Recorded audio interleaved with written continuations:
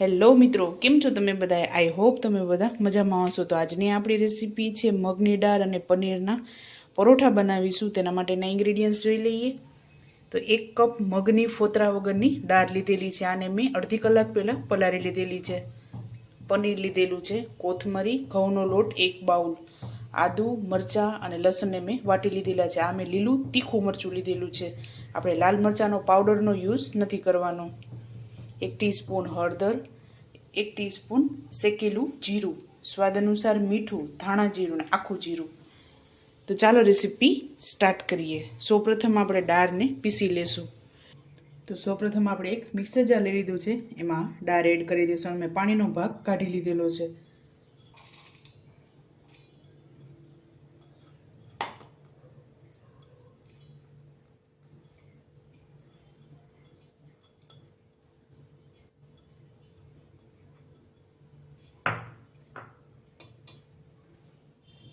એક ચમચી જેટલું પાણી એડ કરીશું. તો આપણે આ રીતે દાળને પીસી લીધેલી છે, એકદમ ઝીણી પીસવાની છે.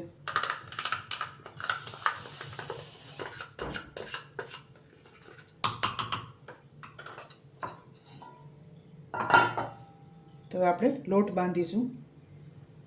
તો સૌપ્રથમ ઘઉંનો લોટ એડ કરીશું.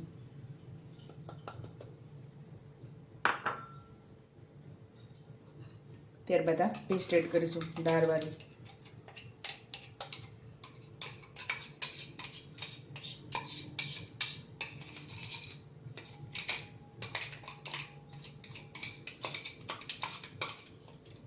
આ પરોઠા તમે ડાયટિંગમાં પણ એડ કરી શકો છો, કારણ કે એકદમ હેલ્ધી છે. મગની દાળ પણ હેલ્ધી છે, તે આપણને વિટામિન્સ પણ ભરપૂર આપે છે અને વારંવાર આપણને ભૂખ પણ નથી લાગતી. આ રીતે દાળના પરોઠા બનાવી અને ખાઈ શકીએ છીએ.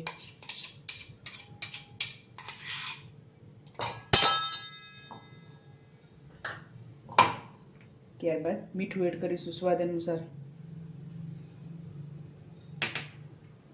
શેકેલો જીરાનો પાવડર, 1 ટીસ્પૂન હળદર, 1 ચમચી ધાણા જીરું,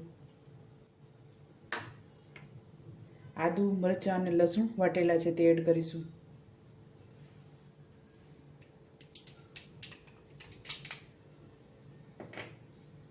ત્યારબાદ આખું જીરું. આ ઓપ્શનલ છે, તમારે એડ કરવું તો તમે કરી શકો છો. ત્યારબાદ આપણે પનીરને ખમણી લઈશું.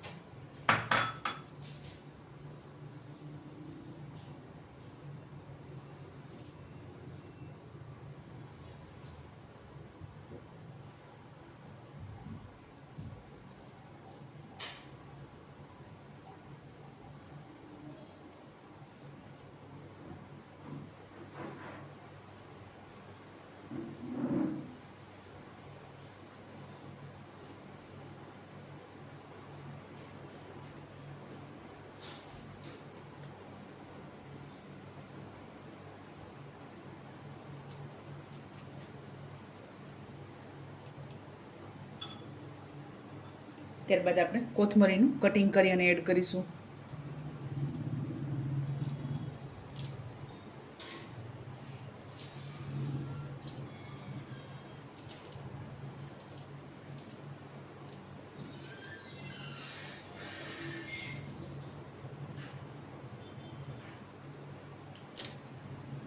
ત્યારબાદ 1 ચમચી તેલ એડ કરીશું. તો આપણે બધી વસ્તુને મિક્સ કરી લેશું.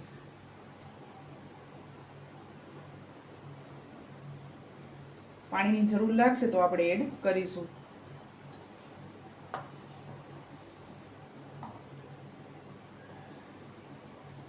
આપણે નોર્મલ રોટલીનો લોટ બાંધીએ તે જ રીતે આપણે લોટ બાંધી લેવાનો છે.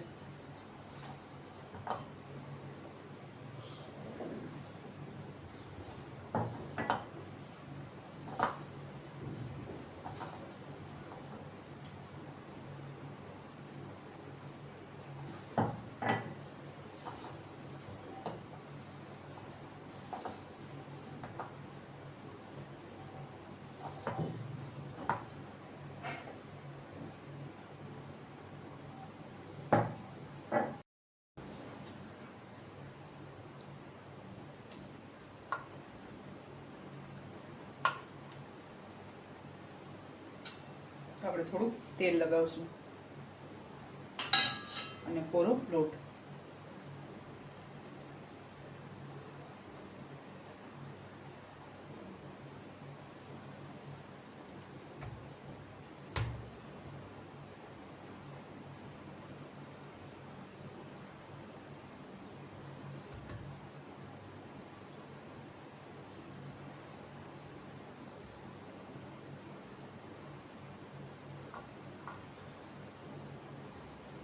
નાના બાળકોને તમે લંચ બોક્સમાં પણ આપી શકો છો. એકદમ હેલ્ધી અને પ્રોટીનથી ભરપૂર હોય છે.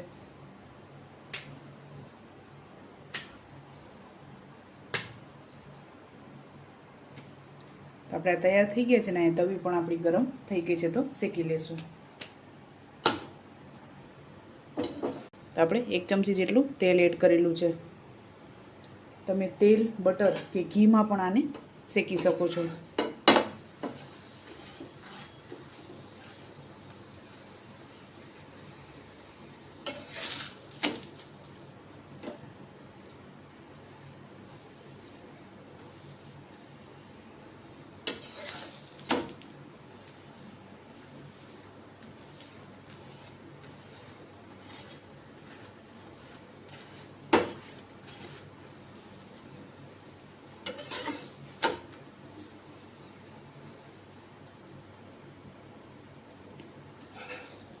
તો આપણે તૈયાર થઈ ગયા છે, તો આને સર્વ કરીશું. તો ચાલો મિત્રો, તૈયાર છે ગરમા ગરમ હેલ્ધી પ્રોટીનથી ભરપૂર તેવા મગની દાળ અને પનીરના પરોઠા. તમે પણ આ જ રીતે બનાવજો અને મને યાદ કરજો. મારા વિડીયોને લાઇક, શેર અને સબસ્ક્રાઈબ કરવાનું ભૂલતા નહીં. તો ચાલો મળીશું નેક્સ્ટ વિડીયો.